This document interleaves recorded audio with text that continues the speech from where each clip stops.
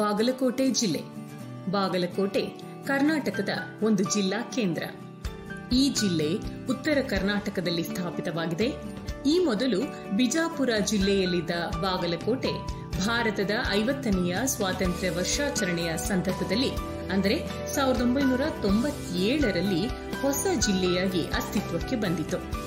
ಒಂದು ಕಾಲದಲ್ಲಿ ಪ್ರಸಿದ್ಧ ಚಾಲುಕ್ಯ ರಾಜವಂಶವು ಉತ್ತರ ಕರ್ನಾಟಕದ ಬಾಗಲಕೋಟೆ ಜಿಲ್ಲೆಯಲ್ಲಿ ಆಳ್ವಿಕೆ ನಡೆಸಿತ್ತು. ಐತಿಹಾಸಿಕವಾಗಿ ಬಾಗಲಕೋಟೆ ಜಿಲ್ಲೆಯು ಚಾಲುಕ್ಯರಾಳಿದ ನಾಡು. ಇಲ್ಲಿ ದೊರೆತ ಶಿಲಾಶಾಸನಗಳ ಪ್ರಕಾರ ಮೂಲ ಹೆಸರು ಬಾಗಡಿಗೆ ಎಂದಿತ್ತು. ಪುರಾಣಗಳ ಪ್ರಕಾರ ಲಂಕಾಧಿಪತಿಯಾದ ರಾವಣ ಈ ಪ್ರದೇಶವನ್ನು ಆಳುತ್ತಿದ್ದ. ಅವನು ಈ ನಗರವನ್ನು ಭಜಂತ್ರಿ ಅಂದರೆ ಸಂಗೀತಗಾರರಿಗೆ ಕೊಡುಗೆಯಾಗಿ ನೀಡಿದ್ದನಂತೆ. 1865ರಲ್ಲಿ ಪುರಸಭೆಯಾಗಿ ಅಸ್ತಿತ್ವಕ್ಕೆ ಬಂದ ಬಾಗಲಕೋಟೆಯು ಸ್ವಾತಂತ್ರ್ಯ ಚಳುವಳಿ ಮತ್ತು ಕರ್ನಾಟಕ ಏಕೀಕರಣ ಚಳುವಳಿಗಳಿಗೆ ಕೇಂದ್ರವಾಗಿತ್ತು. ಇಲ್ಲಿ ವಿವಿಧ ಬಗೆಯ ವನಸ್ಪತಿ ಸಮೃದ್ಧಿಯಾಗಿದೆ. ಬಾಗಲಕೋಟೆ ಜಿಲ್ಲೆಯಲ್ಲಿರುವ ತಾಲೂಕುಗಳು ಬಾದಾಮಿ, ಬಾಗಲಕೋಟೆ, ಬೀಳಗಿ, ಹುನಗುಂದ, ಜಮಖಂಡಿ, ಮುಧೋಳ, ಗುಳೇದಗುಡ್ಡ, ಇಳಕಲ್ ಮತ್ತು ರಬಕವಿ ಬನಹಟ್ಟಿ. ಬೀಳಗಿಯು ಕಂಬಳಿ ತಯಾರಿಕೆಗೆ ಪ್ರಸಿದ್ಧಿಯನ್ನು ಪಡೆದಿದೆ. ಬಾದಾಮಿಯು 2 ಕಲ್ಲಿನ ಬೆಟ್ಟಗಳ ನಡುವಿನ ಕಂದರದ ಬಾಯಿಯಲ್ಲಿ ಸುಂದರವಾಗಿ ನೆಲೆಸಿದೆ. ಬಾದಾಮಿಯ ಸೊಗಸಾದ ಶಿಲ್ಪಗಳು ಮತ್ತು ಮರಳುಗಲ್ಲಿನ ಬಂಡೆಗಳು ಅನೇಕ ದಂತ ಕಥೆಗಳನ್ನು ಸಾರಿ ಹೇಳುವಂತಿವೆ. ಬಾದಾಮಿಯಲ್ಲಿರುವ ದೇವಾಲಯ ಸ್ಮಾರಕಗಳನ್ನು ದೇಶದ ಅತ್ಯಂತ ಪುರಾತನ ಆಲಯ ಸಮೂಹ ಎಂದು ಪರಿಗಣಿಸಲಾಗಿದೆ ಮತ್ತು ಇವು ಚಾಲುಕ್ಯರ ವಾಸ್ತುಶಿಲ್ಪ ಶೈಲಿಯ ಅಸಾಧಾರಣ ಉದಾಹರಣೆಗಳಾಗಿವೆ. ಜಿಲ್ಲೆಯ ಪ್ರಮುಖ ಪ್ರವಾಸಿ ತಾಣಗಳೆಂದರೆ ಜಮಖಂಡಿ. ಚಾಲುಕ್ಯರ ಕಾಲದ ಜಂಬುಕೇಶ್ವರ ದೇವಾಲಯದಿಂದ ನಗರಕ್ಕೆ ಜಮಖಂಡಿ ಎಂದು ಹೆಸರು ಬಂದಿದೆ. ದೇವಾಲಯದ ಕೆತ್ತನೆಗಳು ಅದ್ಭುತ ಶಿಲ್ಪಕಲೆಯ ಸಾಕಾರ ರೂಪವಾಗಿವೆ. ಮುಧೋಳ.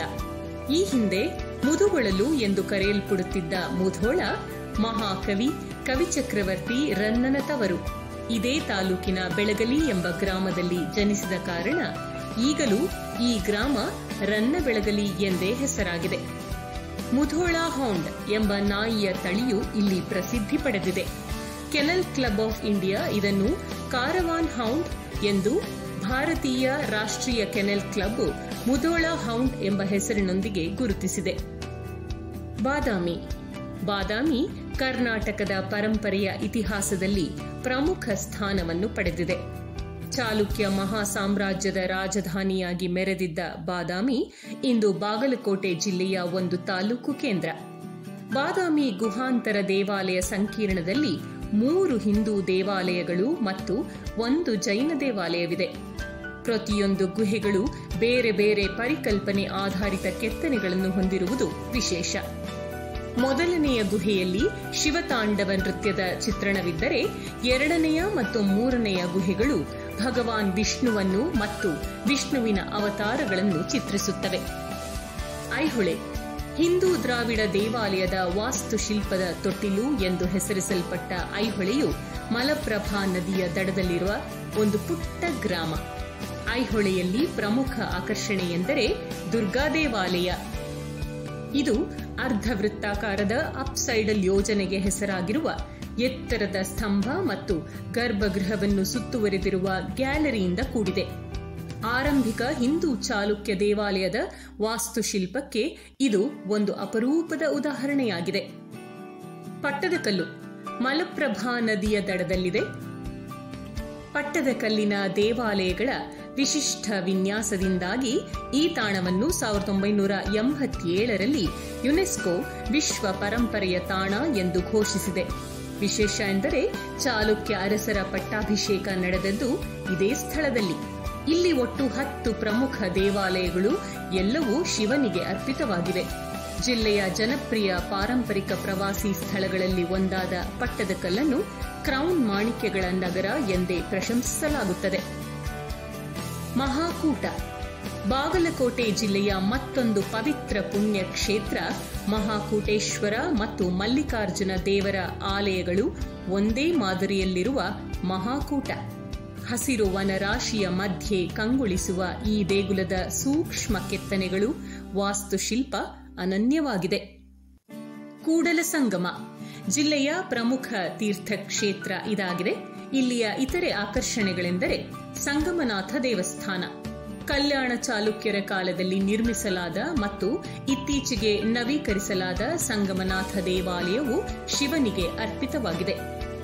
ಐಕ್ಯ ಮಂಟಪ 4 ಚಾಲುಕ್ಯ ಯುಗದ ಸ್ತಂಭಗಳನ್ನು ಹೊಂದಿರುವ ಐಕ್ಯ ಮಂಟಪ ಒಂದು ಆಧ್ಯಾತ್ಮಿಕ ಸ್ಥಳ ಮತ್ತು ಬಸವಣ್ಣನವರ ಸಮಾಧಿ ಸ್ಥಳ.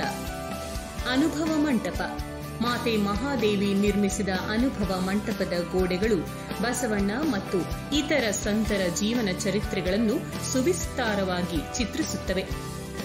ಬಸವೇಶ್ವರ ದೇವಸ್ಥಾನ ಮತ್ತು ಬಸವ ಮಂಟಪ ಸಂತ ಬಸವೇಶ್ವರರ ನೆನಪಿಗಾಗಿ ನಿರ್ಮಿಸಲಾಗಿರುವ ಈ ಸ್ಥಳವು ಒಂದು ಪ್ರಮುಖ ಧಾರ್ಮಿಕ ಕೇಂದ್ರ.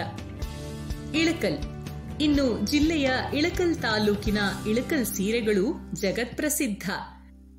ಇಲ್ಲಿಯ ಪ್ರಮುಖ ನೇಕಾರಿಕೆ ವೃತ್ತಿ ಮತ್ತು ಸಿದ್ಧವಾದ ಸೀರೆಗಳನ್ನು ದೇವರಿಗೆ ನೈವೇದ್ಯ ಅರ್ಪಿಸುವಂತೆ ಗೌರವಾದರಗಳಿಂದ ವ್ಯಾಪಾರಸ್ಥರಿಗೆ ತಲುಪಿಸುವ ಕಾರ್ಯದಲ್ಲಿ ಮನೆ ಮಂದಿಯೆಲ್ಲ ಪಾಲ್ಗೊಂಡು ಗೃಹ ಕೈಗಾರಿಕೆಯ ಉತ್ತಮ ಉದಾಹರಣೆಯನ್ನು ಪ್ರಸ್ತುತಪಡಿಸುತ್ತವೆ.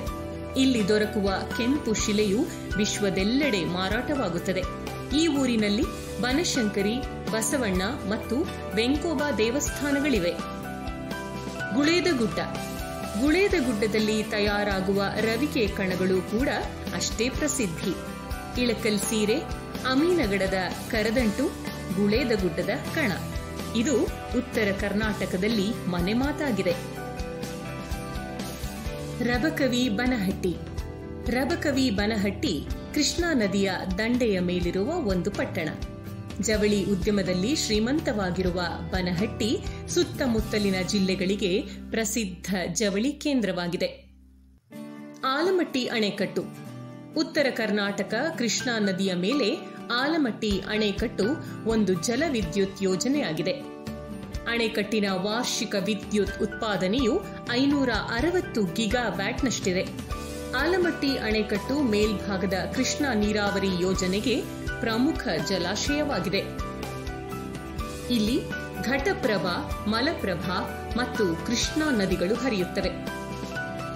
ಬಾಗಲಕೋಟೆ ಜಿಲ್ಲೆಯ ಪ್ರಮುಖ ಬೆಳೆಗಳೆಂದರೆ ಕಬ್ಬು, ಅರಿಶಿನ, ಜೋಳ, ಸಜ್ಜೆ, ಶೇಂಗಾ, ಸೂರ್ಯಪಾನ, ಈರುಳ್ಳಿ, ಮೆಣಸು ಮತ್ತು ಬೇಳೆಕಾಳುಗಳು.